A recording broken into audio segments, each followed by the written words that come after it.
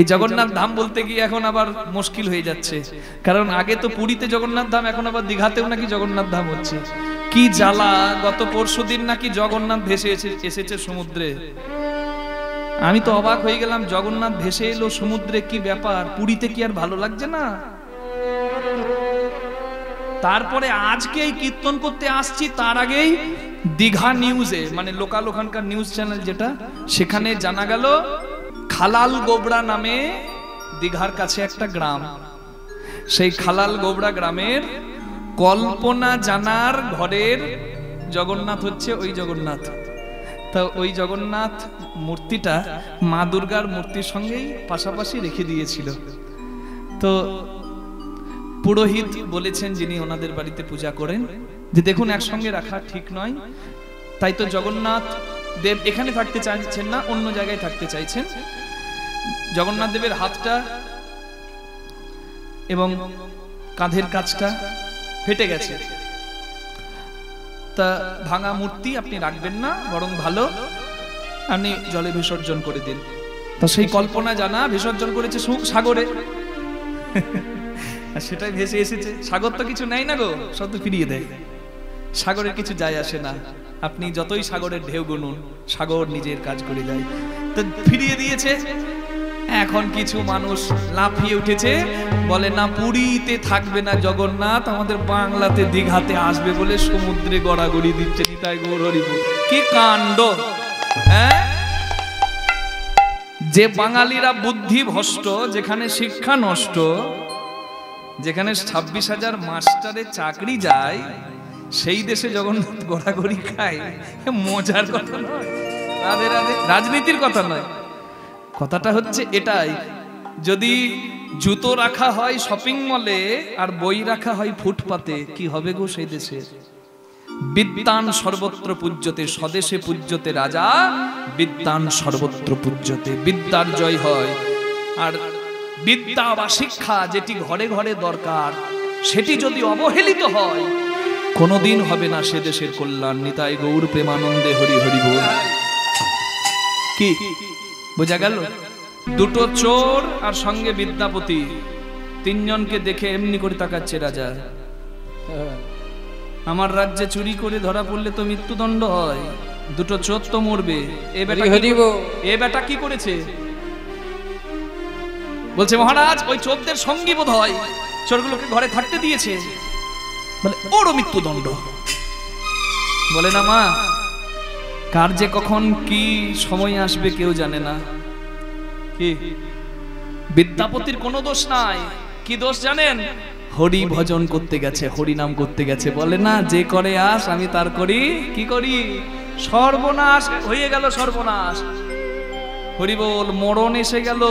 বলছে এই দুটো চোরের সঙ্গে এই বেটাকে মৃত্যুদণ্ড দিলুম, যাও এদেরকে দিয়ে দাও, শুলে চাপানো হোক। তবে মরার আগে শেষ ইচ্ছাগুলো জেনে নি।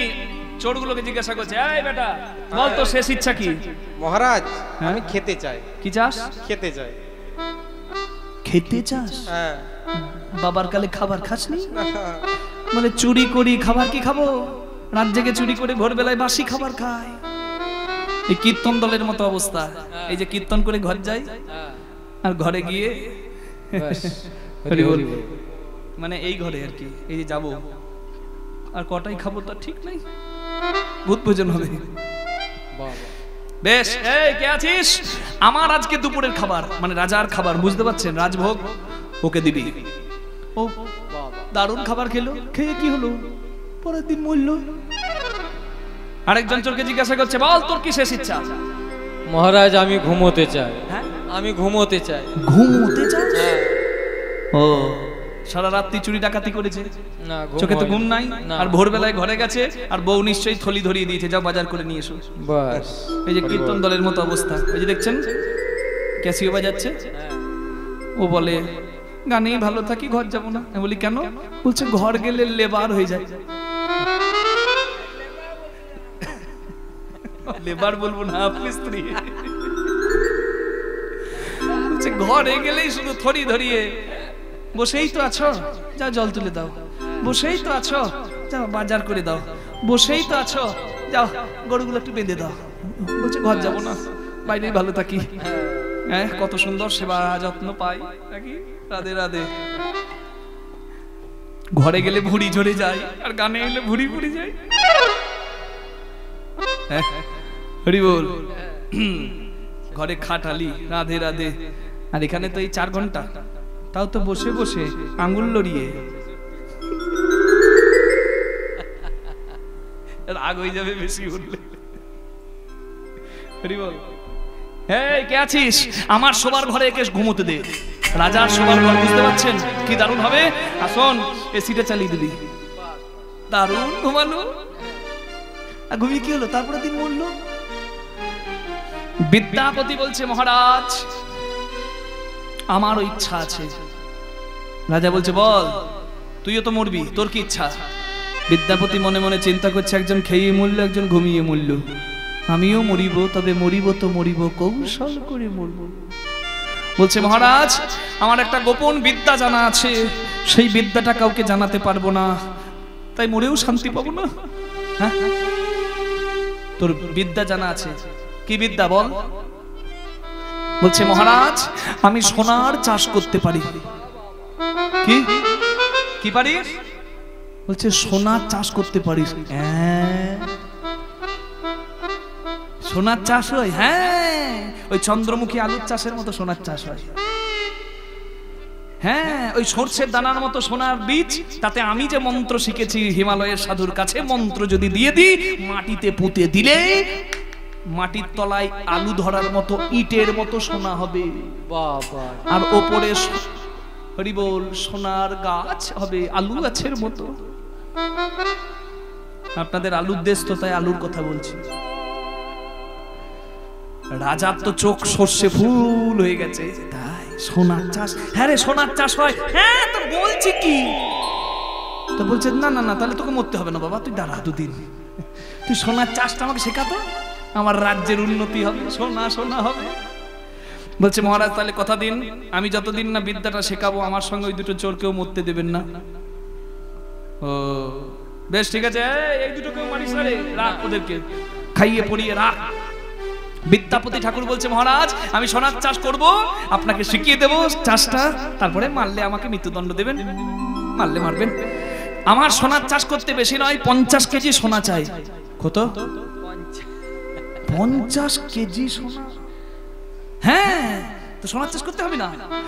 আর একটা স্যাকড়া চাই যে সোনার কাজ জানে।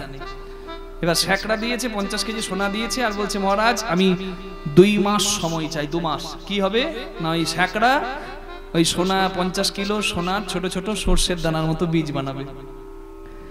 এবার বীজ বানাচ্ছে, আর রাজার ঘরে দারুণ আঙ্গুর খাচ্ছে, আপেল খাচ্ছে, আর মনে মনে ভাবছে 2 মাস তো বেঁচে গেল। স্বদেশে পূজ্যতে রাজা বিদ্যার সর্বত্র পূজ্যতে। বল দেখছেন বিদ্যার কি গুণ। 2 মাস পেরিয়ে গেল। 2 মাস পরে রাজা এসে বলছে কি বীজ তৈরি হলো? বলে হ্যাঁ তৈরি হয়ে গেছে। এই যে দেখছেন এত বড় একটা গামলা, আর পুরোটাই একদম সর্ষের দানার বীজের মতো সোনার বীজ সাজানো। মহারাজ আমার বীজ তৈরি হয়ে গেছে। এরপর বলছে এরপর আমি মন্ত্র দেব প্রত্যেকটা বীজে, মন্ত্র দেব, মন্ত্র। এই মন্ত্রটা খুব গুরুত্বপূর্ণ, আমার হিমালয়ের সাধুর কাছে শেখা। এই মন্ত্রটা দিতে আমার আরো 1 মাস লাগবে। হ্যাঁ, মন্ত্র দিতে 1 মাস? হ্যাঁ, গোপনে আড়ালে আমি রাতের অন্ধকারে গোপনে মন্ত্র দেব। এবার ভালো রাজার ঘরে দিব্যি খাচ্ছে ভালো মন্দ, আর রাত্রেবেলায় যখন মন্ত্র দেওয়ার সময় আসছে, একটা সর্ষের দানার মতো বীজ হাতে করে নিচ্ছে, আর হিজি বীজ বীজি মন্ত্র বীর বীর বীর বীর বীর করে কি যে বলছে। মন্ত্র তো কিছু জানে না, এখান থেকে তুলছে, ফু দিয়ে রেখে দিচ্ছে। আরো 1 মাস বেঁচে গেল। এরপরে রাজা এসে বলছে কি মন্ত্র দেওয়া হলো? বলছে মহারাজ হয়ে গেছে। বলে এবার এই বীজ পুঁততে হবে মাটিতে, যেখানে সেখানে সোনা পুঁতলে তো নিয়ে চলে যাবে সবাই, তাই গোপন জায়গা চাই। আপনার ওই শখের পাঁচিল দেওয়া ফুলের বাগান, গোলাপ ফুলের বাগান, ওই গোলাপ গাছগুলো সব কেটে ফেলে দিন। ওখানে সৈন্য গার্ড দেবে, পাহারা দেবে, ওখানে সোনার চাষ হবে। কি করবে চোরে? ওর কথায় সব ফুল গাছগুলো কেটে ফেলেছে। ফাঁকা করে দিয়েছে। বলছে মহারাজ সোনার চাষ করতে বিশেষ জিনিস লাগে, ধান চাষ করতে, আলু চাষ করতে জল লাগে, সোনার চাষ করতে দুধ লাগে। মানে বলছে দুধ ঢেলে কাদা করতে হবে। মাগো,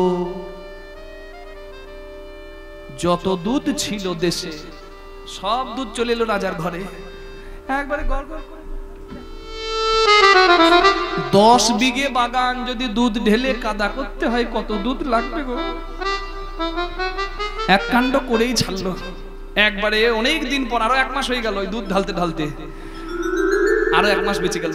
এইবার মনে মনে ভাবছে 4 মাস তো পার করে দিলাম। এইবার রাজা এসে বলছে এই সব আমি শুনলাম, এইবার তো হবে চাষ। বলছে নিশ্চয়ই হবে চাষ, ফসল হবে 12 মাস, তবে আমি পুততে পারবো না। হ্যাঁ, তুই পুততে পারবি না মানে? বলে আমি ছোটবেলায় আম খেতে ভালোবাসতাম, আমের চাটনি। মা খেতে দিত না বলে রান্নাঘর থেকে লুকিয়ে লুকিয়ে চাটনি খেতুম। লুকিয়ে না বলে নেওয়াকে তো চুরি করা বলে, তাই আমি যেহেতু চুরি করেছি তাই আমি পুতলে হবে না। আপনি এমন কাউকে খুঁজুন যে কোনোদিন কোনোভাবে চুরি করেনি, সে পুঁতে দিলেই হবে, বাকি সব তো আমার মন্ত্র দেওয়াই আছে। রাজা ঢেড়ি পেটানো করালো, রাজ্যে কে চুরি করে নাই তাকে খুঁজে নিয়ে এসো। হরি বল। হ্যাঁ, শোনো শোনো শোনো, এই রাজ্যে যদি কোনোভাবে কেউ চুরি না করে থাকে এমন কোন ব্যক্তি রাজার কাছে গেলে রাজা তাকে 100 স্বর্ণ মুদ্রা দেবে।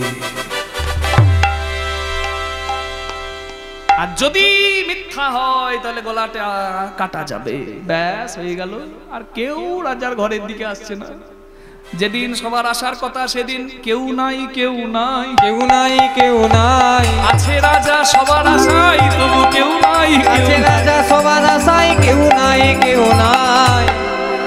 আছে রাজা আশায়, কিন্তু পথ চেয়ে দেখে কেউ নাই, কেউ নাই। বিদ্যাপতি বলছে মহারাজ কেউ তো এলো না। বলে না, তাই তো, কেউ এলো না, তার মানে আমার রাজ্যে কি সবাই চোর নাকি? কেউ সাধু নাই। বলছে আপনার এই রাজসভায় নিশ্চয়ই থাকবে ওই যে মন্ত্রী বসে আছে, মন্ত্রী নিশ্চয়ই চোর নয়। মন্ত্রীর দিকে রাজা হাত দিয়ে বলছে মন্ত্রী তুমি নিশ্চয়ই চুরি করো না, দাও পুঁতে দাও। মন্ত্রী বলছে মহারাজ আমি কোনোদিন চুরি করিনি, কিন্তু এই চাকরি দিতে গিয়ে এ হাত ও হাত করে ফেলেছি। মন্ত্রীদের যা কাজ। না না, আপনারা হাসছেন যে, এখনকার দিনের মন্ত্রীদের কথা বলিনি, ওরা সাধু। আমি ওই তখনকার রাজাদের আমলের মন্ত্রীদের কথা বলছি, আপনারা আবার ভুল ভাববেন না। মন্ত্রী তো গেল, রাজা বলছে মন্ত্রী তোমার ব্যবস্থা করছি, এই হয়তো হয় চাকরিতে বিতরত ব্যবস্থা করছি। এইবার বিদ্যাপতি বলছে মহারাজ মন্ত্রীর কথা বাদ দিন, ওই তো সাধু বাবা বসে আছে, মানে রাজার গুরুদেব বসেছিল। বলছে গুরুদেবকে বলুন, উনি নিশ্চয়ই চোর নন। রাজামশাই গুরুদেবকে বলছেন গুরুদেব, হে গুরুদেব আপনি নিশ্চয়ই পুঁতে দিন, আপনি নিশ্চয়ই চুরি করেননি। গুরুদেব মাথা নামিয়ে দাড়িটা হাত দিতে দিতে বলছে বাবা আমি চুরি করিনি, তবে আমি কাঁচা আম খেতে খুব ভালোবাসতাম। আমার মা কিছুতেই আম খেতে দিত না, তাই আমটা আমি ওই মন্ত্রীর ঘর থেকে চুরি করে খেতাম। সাধু বাবাও চোর, রাজা ভাবে এবার যাই কোথায়। এইবার বিদ্যাপতি বলছে মহারাজ সবাই না হয় চোর,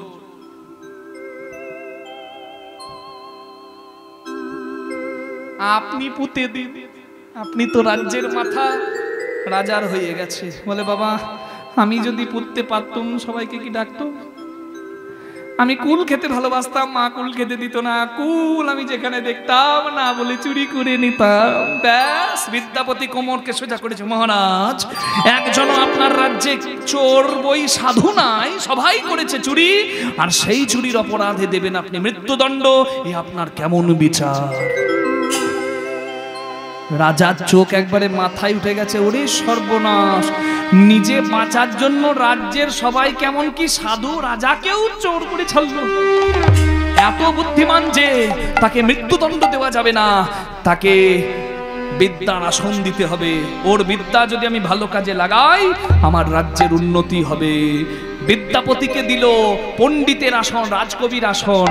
ওই বংশে যতজন চেয়ারে বসে মানে রাজা হয়, গজপতি সিংহ, ভানু সিংহ, শিব সিংহ, সবার পণ্ডিতকে ওই বিদ্যাপতি।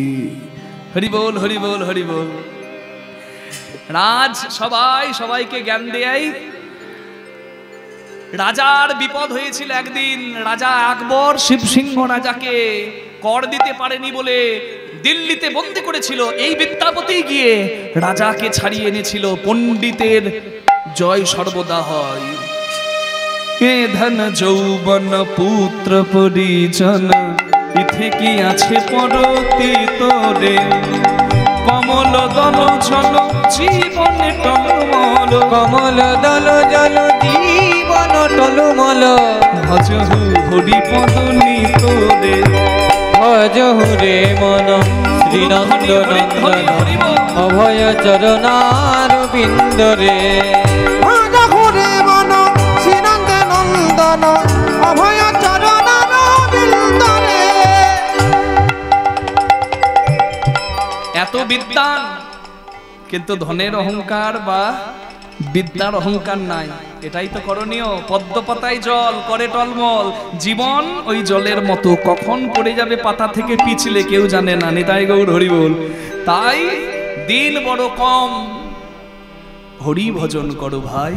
শ্রবণ কীর্তন স্মরণ বন্দন, পাদ সেবন দাসীরে, পূজন সখীগণ আত্মনিবেদন, সখীগণ আত্মনিবেদন, গোবিন্দ দাস অভিলাষী রে, ভজহু রে মন শ্রীনন্দনন্দন, অভয় চরণার বিন্দরে।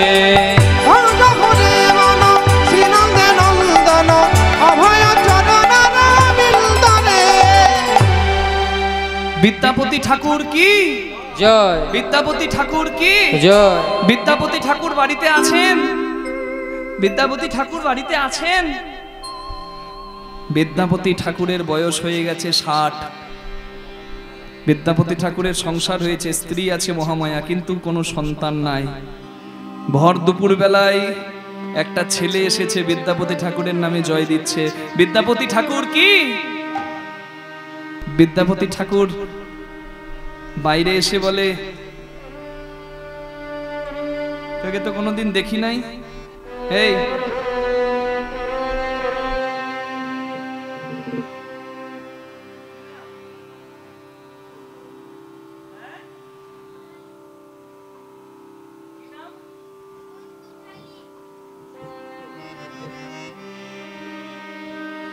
খোকা নাম বলে দিল, বলে সন্তু ঢালি।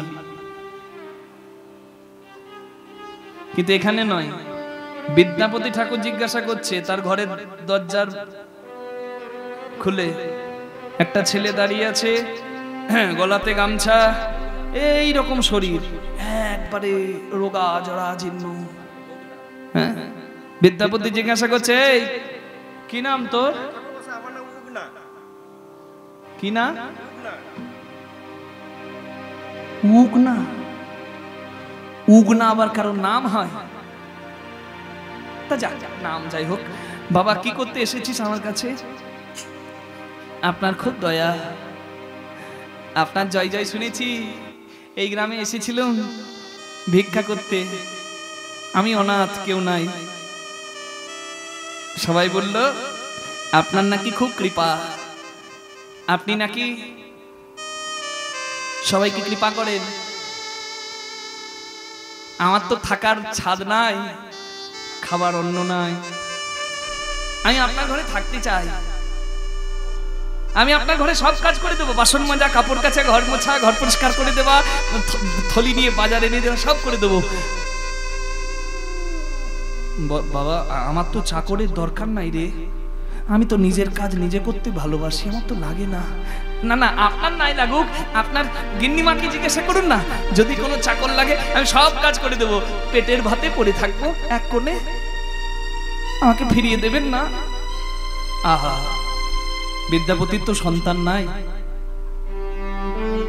একটা ছেলে অসময়ে এসেছে ঘরের দরজায়। বিদ্যাপতি ভাবছে, আহা, ওনার ছেলেটা, ওর তো বাবা নাই, আমারও তো ছেলে নাই। আচ্ছা, আমার ছেলে নাই, একটা ছেলে আমার কাছে থাকবে, আমার একটু ভালো লাগবে। ঠিক আছে বাবা, তুই দাঁড়া, আমার একার অনুমতিতে হবে না, আমি ঘরের মালকিনকে জিজ্ঞাসা করি। ডাকছে, মহামায়া,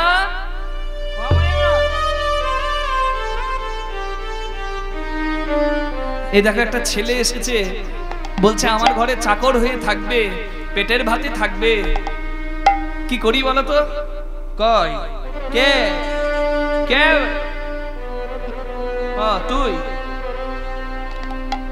বাবা, তোর এই লিগলিকে পিট পিটে শরীরে তুই খাটবি কি করে রে?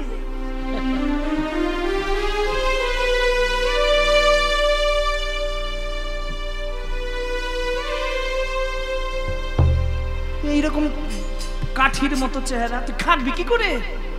হ্যাঁ, মা আমার শরীর দেখবেন না, আমি সব কাজ পারি, তুই আপনি যে কাজ বলবেন আমি সে কাজ করে দেবো। মুখে বড় বড় কথা নাই তো, পারবি তো? হ্যাঁ ঠাকুর, সব পারবো। বলে বেশ ঠিক আছে। বিদ্যাপতি বলে, মহামায়া, অত অত জিজ্ঞাসা করার কি আছে? বিদ্যাপতি তো বিদ্যাপতি, কিন্তু স্ত্রী তো বাবা, নারী যদি আনারি হয় একটা নারী সংসার শেষ করে দিতে পারে, আর নারী যদি সুনুরি হয় না, একটা নারীর জন্য সংসারের জয় জয় হয়ে যায়। কি নারী নারীর মতো হতে হবে, জয় জয় হয়ে যাবে সেই সব পরিবারের। যশন্তে প্রবলা নারী কুলন্তে ব্রাহ্মণ রিপু। সদাচারী ব্রাহ্মণের যদি কেউ শত্রুতা করে তার কুলের সর্বনাশ হয়। আর নারীর কণ্ঠ যদি বেশি জোরালো হয় পুরুষের থেকে, সংসারে যদি নারীর কণ্ঠ বেশি শোনায়, কর্কশ কণ্ঠে নারীর ধ্বনি যদি ধ্বনিত হয়, তাহলে সেই পরিবারের অপযশ হয়, মানে নিন্দা হয়। কি আমি ঠিক বললুম? বলেছি ঠিক? নারী সুনুরি হতে হবে। মহামায়া তো বিদ্যাপতি যত দয়াল, যত দরদি, মহামায়া তার উল্টো। মানে দুধ ঘাস খাওয়ালে একবারে দুধ দুইয়ে নিতে জানে। পারবি তো ঠিক কাজ? হ্যাঁ মা পারবো। বেশ ঠিক আছে, আমার ঘরে থাকবি। বিদ্যাপতি বলে, মহামায়া এবার ছাড়ো, খুব জিজ্ঞাসা করেছো, এই দুপুর বেলায় ছেলেটা এসেছে, যাও ওকে দুটো আগে খাওয়াও, দুটো খেতে দাও, তারপর কথা বলবে। বিদ্যাপতি ঠাকুরের ঘরে চাকর সেজে থাকতে লাগলো উগনা। এই উগনা কি সত্যি কোনো সাধারণ চাকর? উগনা কে জানতে পারলে আজকে কীর্তন সার্থক।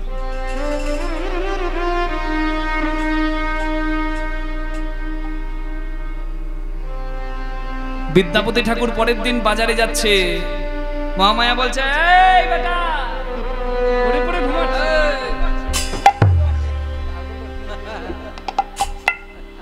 যা বাবু হাটে যাচ্ছে, থলিটা নিয়ে তাড়াতাড়ি যা, বাজার করে আনবি।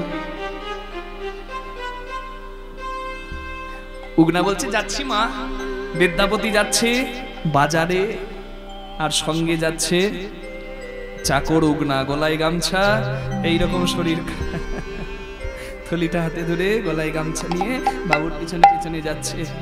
এত রৌদ্রের তাপ, আজকে যেমন গরম ছিল এর থেকেও বেশি গরম, মাথায় এত রৌদ্রের তাপ। কিছু দূর গিয়ে বিদ্যাপতি ঠাকুর একটা বট গাছের ছায়া দেখে বট গাছের শিকড়ে বসে পড়েছে। আর বাবু বসে পড়েছে বলে চাকরও বসে পড়েছে নিচে মাটিতে। বিদ্যাপতি ঠাকুরের চাকর উগনা এইভাবে বসেছে, আর বিদ্যাপতি গাছের বট গাছের শিকড়ে বসে বলছে, উগনা আমার একটা গান মনে পড়েছে, আমি লিখবো, তুই একটু দাঁড়াবি? হে মাধব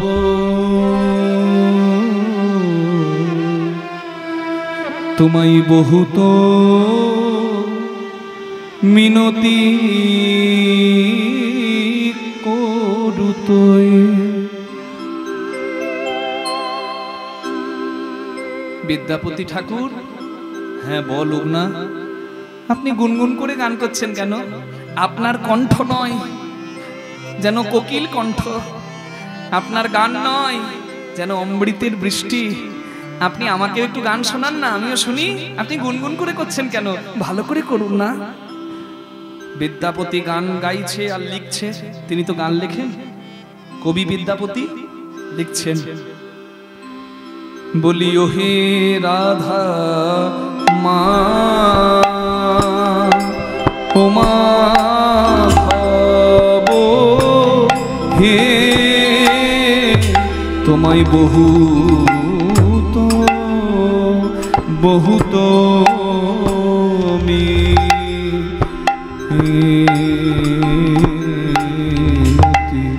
বহুত মিনতি করু তো হে, ও হে রাধা মা, ও মাধব, এই নিবেদন তব পাই হে, যেন চরণ ছাড়া করো না হে। এই নিবেদন তব পাই হে, চরণ ছাড়া করো না হে। এই নিবেদন তব পাই হে, ও হে রাধা মা। দেহি তুলসী তিল, দেহ মন সমর্পণু। মাধব দেহি তুলসী তিল, দেহ মন সমর্পিল। এখন দয়া জানি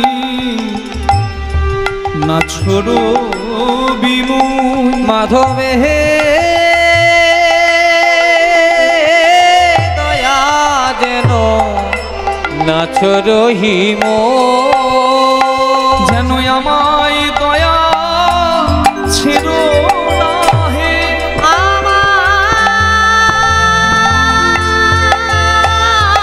আমায় দয়া ছেড়ো না হে। হে মাধব মিনতি জানাই তোমার চরণে, যেন আমায় দয়া ছেড়ো না হে। মিনতি জানাই তোমার চরণে, আমি চির অপরাধী বলে। মিনতি জানাই চরণে, অপরাধী বলে, মিনতি জানাই চরণে।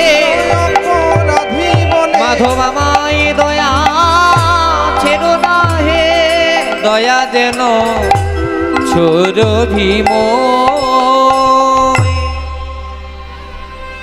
বিদ্যাপতি গান লিখছে, উগনা বসে বলছে, বাবু কার গান লিখছেন? বলে গোবিন্দের, কৃষ্ণের। কি লিখলেন? তিল তুলসী দিয়ে ডাকলে নাকি সে খুশি হয়। বলে উগনা তুই ঠিক ধরেছিস। উগনা চাকর বলছে, বাবু তিল তুলসী দিয়ে ডাকলেই সে খুশি হয়ে যায়। বলছে তিল তুলসীও লাগে না, যদি কারো ডাকার মতো চোখের জল থাকে, হৃদয় পদ্ম ভক্তির চন্দন আর নয়ন জল রূপী গঙ্গা জল, এটুকু থাকলেও হয় রে। ও আচ্ছা। আর আপনি যে বললেন যে কেউ ডাকতে পারে, মানে মানে কেউ দোষ করেও ডাকতে পারে? বলে হ্যাঁ ডাকতে পারে, যদি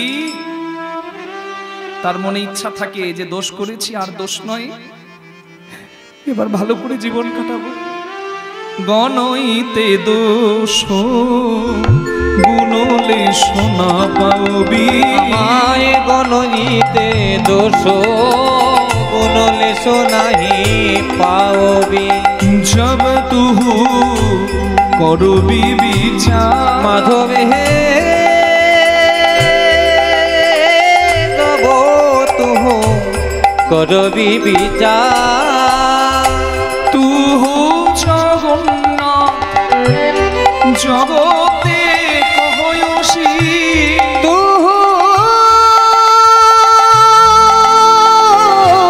জগন্নাথ এই জগতে কাহাওছি।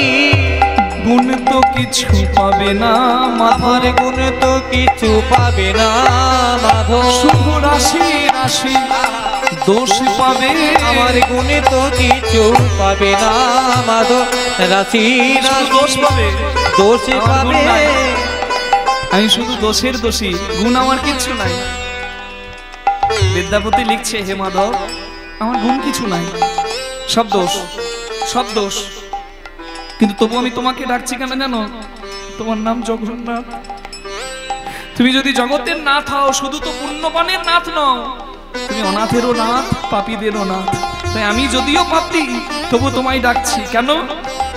তুহু জগন্নাথ জগতে কহয়সী, জগন্নাথ এই জগতে কাহায়সী, জগবাহী নহি মুই ছা। হে মাধবে জগবাহী নহি মই ছা।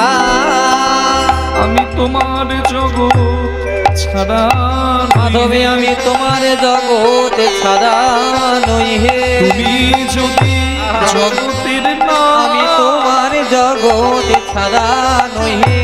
তুমি যদি জগতের নাথ, পতিত পাবন দীনবন্ধু, তুমি যদি জগতের নাথ, পাবন দীনবন্ধু, তুমি যদি জগতের নাথ, পতিতে পাবন দীনবন্ধু, বধুই আমি তোমার জগতে ছাড়া নই হে।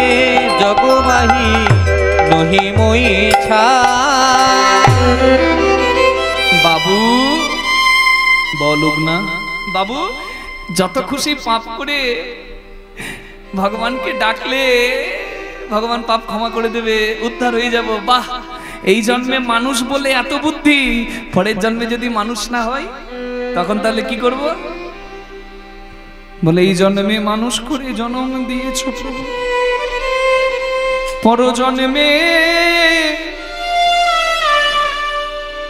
পরজন্মে যদি এই বদন না দাও, যদি আমায় পশু করে জন্ম দাও, যেন তুমি আমায় ধেনু করে দিও।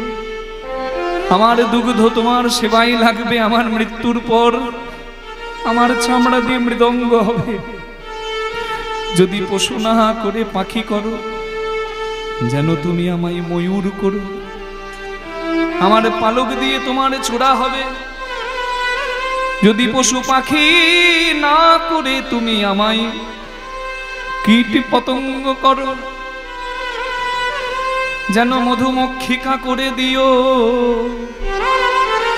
ফুলে ফুলে ঘুরে ঘুরে আমি তাক চাকে তোমার জন্য মধু যোগাবো। আর যদি জলে আমার জন্ম হয়, যেন শঙ্খ করে জন্ম দিও।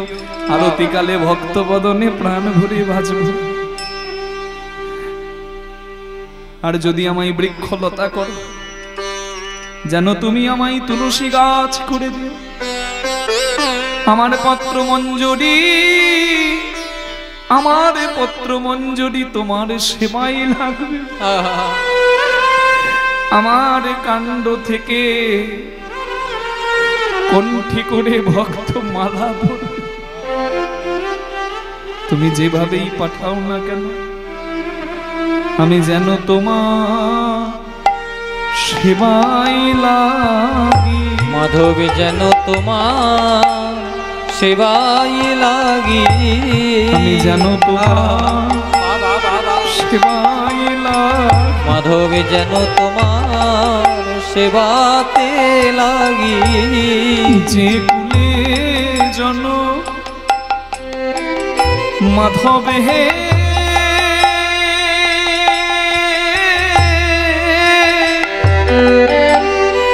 তুমি আমার দাও না কেন। আমি যেন তোমার সেবাই লাগি, যে কুলে জন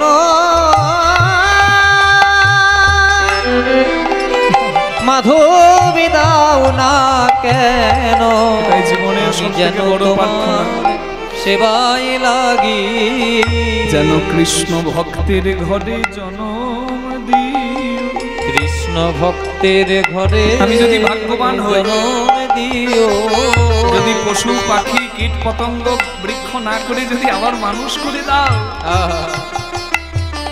যেন আমায় হরি ভক্তের ঘরে জনম দিও। হরি ভক্তের ঘরে জনম দিও। এক জন্ম নয় প্রতি জন্মে জন্মে ভক্তের ঘরে জনম দিও। এক জন্মে নয় বিদ্যাপতি গাইছে আর রূপনা ঝরঝর করে কাঁদছে।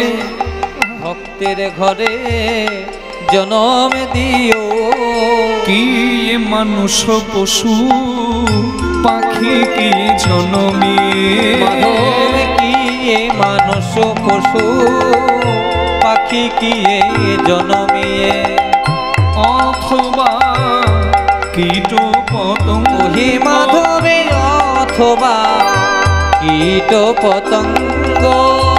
তুমি যেমন ভাবে পাঠাও না কেন, তুমি যেমন ভাবে পাঠাও না কেন, মানুষ পশু পাখি কিংবা কীট পতঙ্গ তুমি যেমন ভাবে পাঠাও না কেন, জানি পরম বিপাকে আমার গতাগতি পুন পুন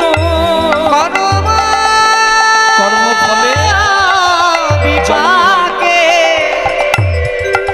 কর্মের ফল যেমন হবে তেমন হবে পুন পুন যেন মতির তুহা পদ সঙ্গ। হে মাধবে মতির তুয়া পদ সঙ্গ।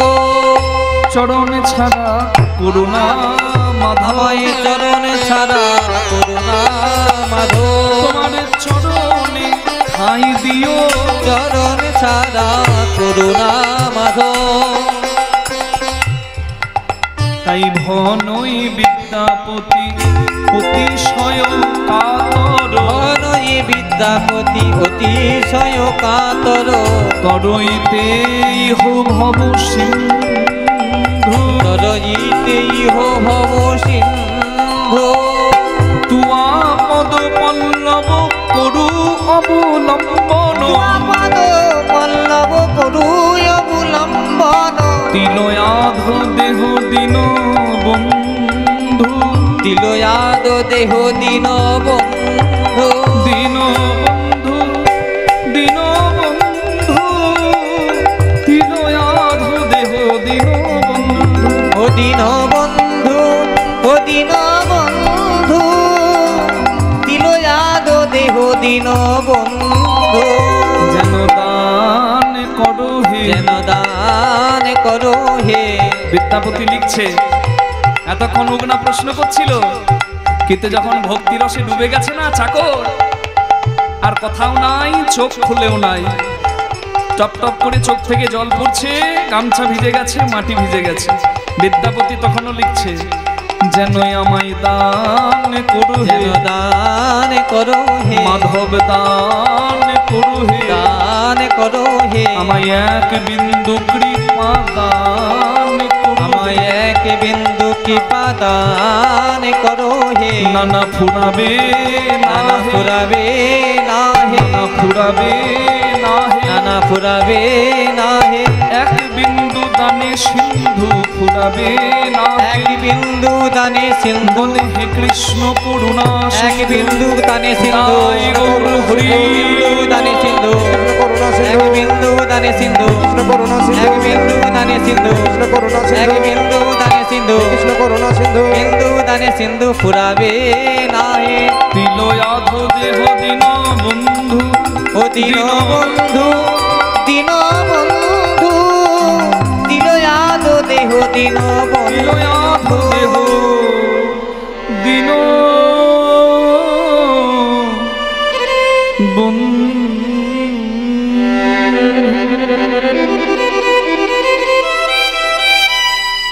বিদ্যাপতির গান শেষ হয়ে গেছে, কিন্তু চাকর উগনার চোখ খুলছে না। বিদ্যাপতি উগনার দিকে তাকিয়ে আছে, যে আমাকে পরিচয় দিয়েছে সাধারণ চাকর, খেতে পাই না, অনাথ, এই শুকনো কাঠের মতো চেহারা, কিন্তু আমি যখন কৃষ্ণ নাম গাইছি, আমি আজ পর্যন্ত এমন কাউকে দেখিনি যে কৃষ্ণ নামে এত কাঁদে। এত কাঁদছে, গামছা ভিজিয়ে দিয়েছে, মাটিটা ভিজিয়ে দিয়েছে। এ কি সত্যি চাকর নাকি অন্য কেউ? আমায় পরীক্ষা করতে হবে। ভগবান চেনা যায় চরণে, মানে চরণ চিহ্নে, ভগবানের চরণ চিহ্ন থাকে। আর ভক্ত চেনা যায় নয়নে, ভক্তের চোখে অবিরত অশ্রু থাকে।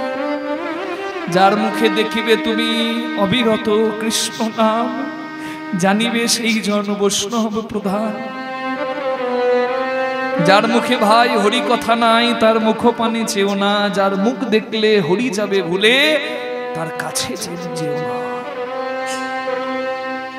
যে কথা শুনলে ভক্তি নষ্ট হয় সে কথা শুনবো না, যে কথা শুনলে ভগবানের প্রতি ভক্তি আসে সেই কথা শুনবো। ডাকছে বিদ্যাপতি, উগনা, এই উগনা, এই উগনা,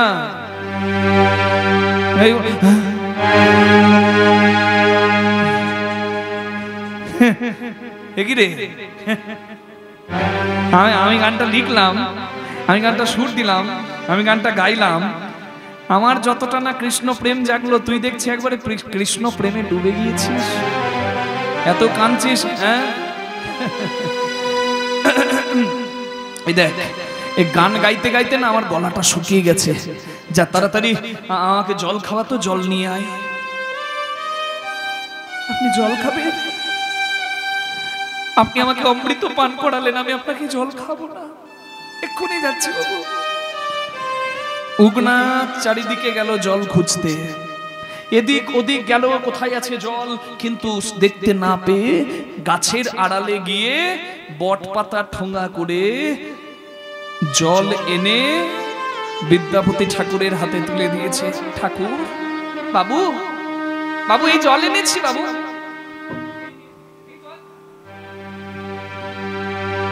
বিদ্যাপতি উগনার দিকে তাকিয়ে আছে এক দৃষ্টিতে। উগনা বললে, কি হলো বাবু, আমার হাতের আপনি জল খাবেন না? আমি আমি আমি আমি কোন ঘরের ছেলে, আমি কোন জাতের ছেলে, আপনি এসব ভাবছেন? চুপ কর উগনা, আমার প্রেম এত তুচ্ছ নয় যে আমি জাতপাতের বিচার করব।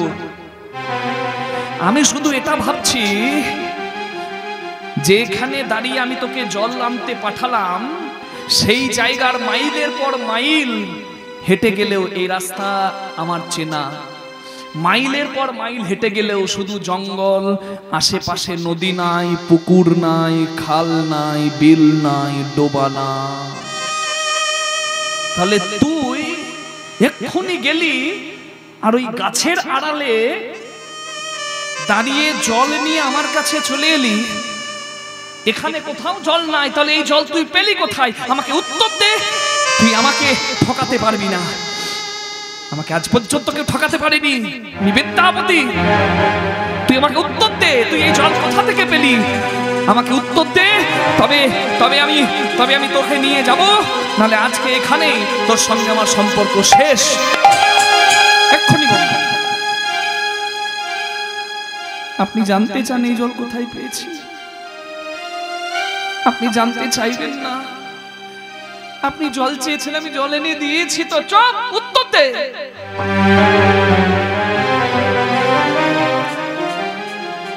বিদ্যাপতি ঠাকুরকে উত্তর দিচ্ছে উগনা। আপনি যখন জানতেই চান তবে শুনুন। ওগো বিদ্যাপতি ঠাকুর, আপনি আমার উপর পুরো আস্থা রাখতে পারেন, পুরো বিশ্বাস রাখতে পারেন। এই জল তো আমি যেখান থেকে সেখান থেকে আনি নাই, এই জল আমি আমার মাথা থেকে এনেছি, আমার মাথা হতে এনেছি, আমার মাথা হতে এনেছি, আমার মাথা হতে এনেছি। এ যে শুদ্ধ গঙ্গা জল, আমার মাথা হতে এনেছি, এ যে শুদ্ধ গঙ্গা জল। আপনি নির্দ্বিধায় পান করুন, এ যে শুদ্ধ গঙ্গা